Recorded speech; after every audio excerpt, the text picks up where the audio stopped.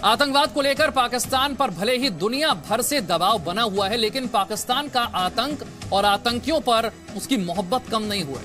प्रतिबंधित मदरसों में पढ़ने वाले और पलने वाले आतंकियों को पैरामिलिट्री में भर्ती करने का फैसला पाकिस्तान ने लिया है। हालांकि पाकिस्तान सरकार ने यह फैसला दिसंबर 2018 में ही लिया था, लेकिन बजट की कमी की वजह से यह फैसला लागू नहीं हो पाया था।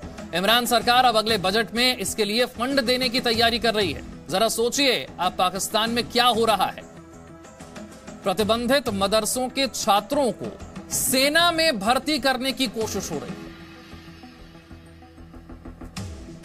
और इस पर defence expert major general retired GG Dwivedi का कहना है पाकिस्तानी सेना खुद लड़ नहीं सकती, इसीलिए वो अब आतंकियों को पैरामिलिट्री में भर्ती कर रही है।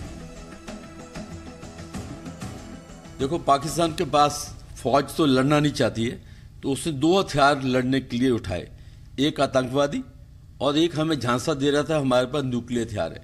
इनको अभी फिक्र पड़ गया कि यार अगर ये मारे जाएंगे तो हमारे लिए कौन लड़ेगा, तो इसलिए वो उनको क्या कहते हैं कि उनका नाम बदलेंगे, उनका चेहरा बदलेंगे, रहेंगे चाहे वो पैरामिलिट्री फोर्स में है या आतंकवादी, रहेंगे तो आतंकवादी, सिर्फ उसका थोड़ा सा चेहरा बदलेंगे। मनीष हमारे साथ है। मनीष, चेहरा बदलने की कवायद है। आतंकी अब तक आतंकी कैंपों में ट्रेनिंग ले रहे थे, प्रतिबंधित मदरसों में थे, अब उन्हें उठाकर सीधा पैरामिलिट्री में डालने की तैयारी है और इसके लिए बाकायदा बजट में फंड का भी प्रावधान होगा।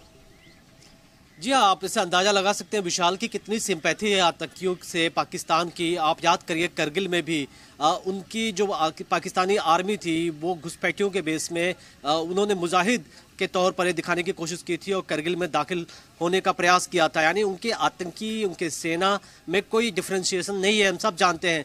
लेकिन जो पैरामिलिट्री फोर्स बची है जो उनकी सिविलियंस एरिया की हिफाजत करती है और इंटरनेशनल बॉर्डर पर डिप्लॉय है, अब उन पैरामिलिट्री फोर्स में वो अपने आतंकियों को दाखिल कराना चाहते हैं।